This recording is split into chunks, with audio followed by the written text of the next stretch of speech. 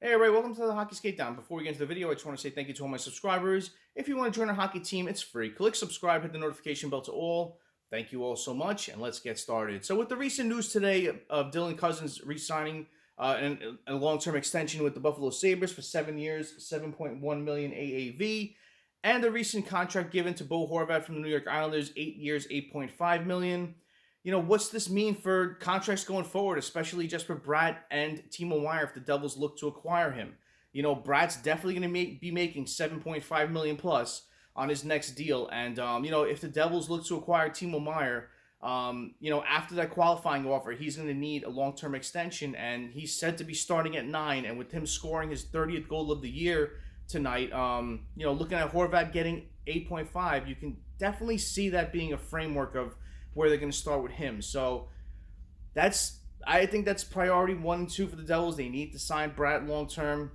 They need to bring in some goal scoring help for Hughes' line, and hopefully that can get done. But can they do both? So maybe Fitzgerald looks at other options out there that are more cost efficient. Maybe they don't have to give up as many assets that it would take to acquire Meier, and then looking around the league. So in this video, I want to mention, 2 other players. I've mentioned Brock Boeser in the past, but, news came out today that per Ben Kuzma, he said that Brock Boeser's agent says he has talked to the Minnesota Wild and the New Jersey Devils. This is interesting because, although I'd rather have Timo Meier instead of Brock Boeser, Brock Boeser, if the Vancouver Canucks are willing to retain some of his salary, that makes him more interesting.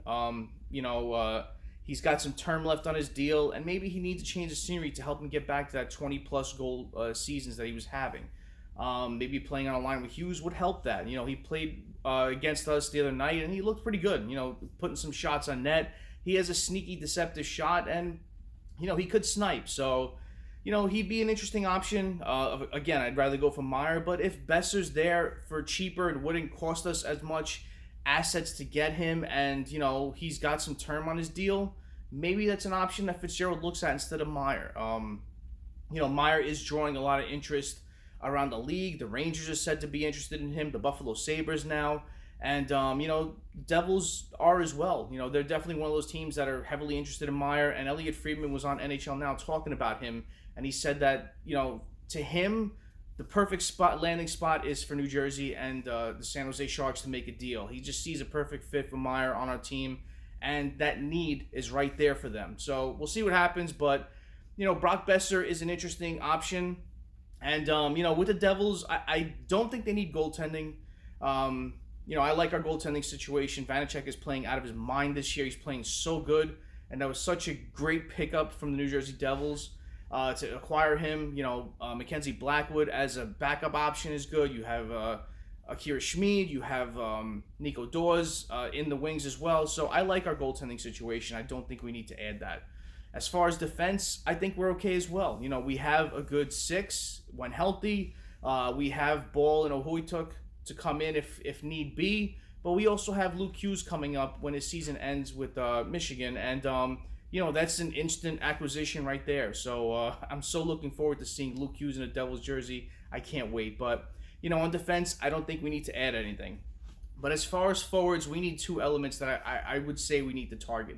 If we do get them both this year, I don't know. I think Fitzgerald is probably just going to make 1 move, but he possibly can make 2. And if he's looking to make 2, we need a physical player that can stick up for our players. The last game I saw Nico Hischier take a really hard cross check late in the 3rd period. He went down. You saw him kind of grimacing, and Jesper Bratt was right behind the guy and didn't, just nudged him a little bit. But you want to see some kickback from the players. That's your captain. That's your friend. You want to see more emotion out of the players, and we don't see that when our star players are being hit around. You've seen it happen with Jack Hughes. You've seen it happen with Dawson Mercer, taking these huge hits, and you see them being targeted throughout the game when they're just playing a really good game. And as the playoffs come, you're going to see that more and more. You're going to see players, being more physical, aggressive towards your star players. You're going to see them throwing cheap shots. And, in instances, you do deal with injuries, and you want to try to avoid that. And getting a player like Ivan Barbashev would help. He plays a physical style, but he could also score. And I think he could help the Devils out if they're looking to add that extra player heading into the playoffs, that extra maybe third line player that can play up and down your lineup. So looking at Barbashev, I wanted to talk about him in this video because he's going to draw a lot of interest around the league, and could Tom Fitzgerald look into his services? So Ivan Barbashev is a versatile player. He's a center, left wing, right wing. His cap hit is very affordable at $2.25 million AAV.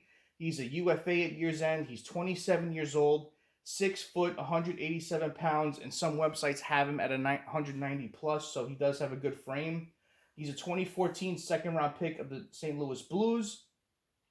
With him, you get a versatile player. He kills penalties.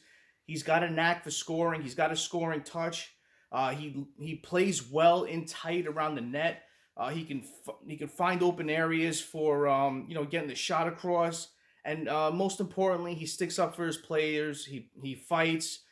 He plays physical. He plays with an edge, and he's a Stanley Cup winner, so he brings that into the locker room, and that's what you want to have more of heading into the playoffs. And he had a really good year last year, but this year off to a slowish start, but he's looking at a 39-point pace by the way he's going.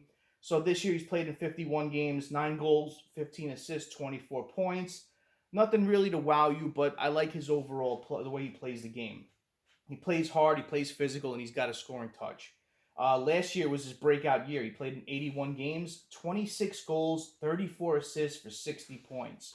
So, looking at if St. Louis is willing to retain 50%, you're getting him at $1.125 million AAV. So, not a lot to consider when you're trying to bring him in. Of course, St. Louis is going to want more for them retaining it, but, he's not going to be as expensive as other players out there. So, we've seen this happen with the Devils in the past, where they take a flyer on these players where, maybe they're not getting as much playing time there, but they may get a bit more playing for the Devils, and you see their production grow. So we'll see. Barbashev's name is going to be a name that's going to be floating around as we head towards the NHL trade deadline. Per Frank Saravelli and David Pagnotta, they list a couple of teams that are looking into Barbashev. They listed the Calgary Flames, the Vegas Golden Knights, and the Toronto Maple Leafs. Pagnotta says that Barbashev is a versatile player.